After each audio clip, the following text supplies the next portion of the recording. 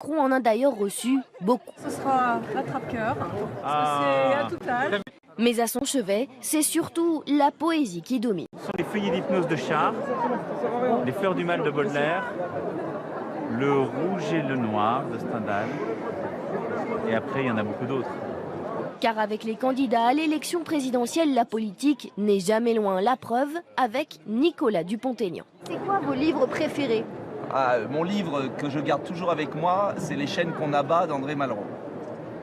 C'est un livre qui donne beaucoup d'humilité sur la politique et l'histoire.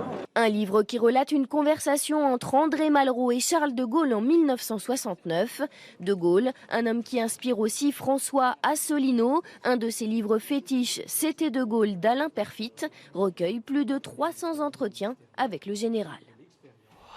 Et François Asselineau, dont on vient de parler, fêtait aujourd'hui les 10 ans de son parti, l'UPR, l'Union populaire républicaine, à la Villette à Paris. Ça le comble, au moins 5000 personnes présentes pour soutenir le candidat et beaucoup d'applaudissements dès que le mot Frexit est évoqué. La sortie de la France de l'Union européenne et de l'euro, c'est le credo de ce parti.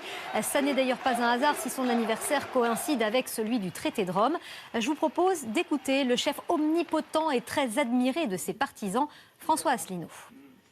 Les indicateurs sont au rouge, sans compter le tsunami qui arrive avec l'euro, qui n'est pas viable et qui risque de s'effondrer comme un échafaudage en écrabouillant tout le monde. Ce que nous voulons, c'est sortir de l'Union européenne, de l'euro et de l'OTAN. Ça n'est pas refermer la France sur elle-même.